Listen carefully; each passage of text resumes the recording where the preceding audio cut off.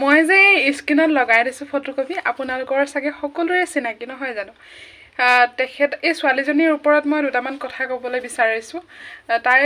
ভিডিঅ'সমূহ খুব ভাল ধুনীয়া ভিডিঅ' বনায় নাই কেতিয়াবা ফটোৱা বনায় প্ৰায় কমেই বনায় ফটোৱা ভাল ভিডিঅ' বেছিভাগ বনায় মানে কি কম সময়ত ভাল কথা কয় আৰু সেইদিনাখন তাইৰ ট্ৰল হৈছিলে যে এটা বিষয়ত পঢ়া শুনা কৰিলে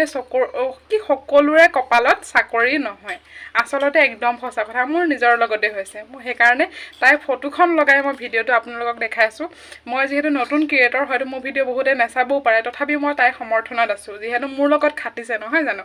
আৰু কিছুমানে কৈছে ইমান ডাঙৰ চাকৰি কৰি বহুত ভাল এটা পোষ্টত চাকৰি কৰি সেইকেইটাই দৰমহাই নহয় মুখেদি কোৱা কথাকেইটা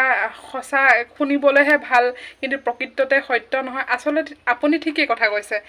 আপোনাৰ 1000 টকা পায়ো আপুনি জোৰা নাই আমাৰ 10 টকাটো আমি 1000 টকা বুলি ভাবিছোঁ তেনেকুৱা ধৰণৰ কথা আৰু সঁচাকৈ হয় কোনোবাই MBBS পাছ কৰি কোনোবাই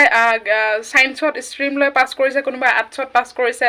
ভাল কোৱালিফিকেশ্যন ভাল পাৰ্চেন্টেজ কিন্তু কথাটো হ'ল কেতিয়াবা মন কৰিবচোন 3rd ডিভিজন পোৱা ল'ৰা বা ছোৱালী এজনী হ'লেও ভাল এটা পোষ্টত চাকৰি কৰে আৰু কেতিয়াবা বহুত বেছি চুকা এজন হ'লেও প্ৰাইভেট স্কুল এখনত প্ৰাইভেট কলেজ এখনত নিজে স্কুল খুলি ল'বলগীয়া হয় কাৰণ চৰকাৰী চাকৰি নাপায় আৰু সকলোৱে হয়তো কপালত নাই আমি সেতুকে বিশ্বাস কৰোঁ আৰু চেষ্টা কৰি থাকিব লাগিব তথাপিও যদি নহয় সেইকাৰণে তাই কৈছে চিন্তা নকৰিবা হাতৰ বিদ্যা আছে ৰুব জানে বা কি অন্য কাম কৰিব জানে তেনেকৈ জীৱনটো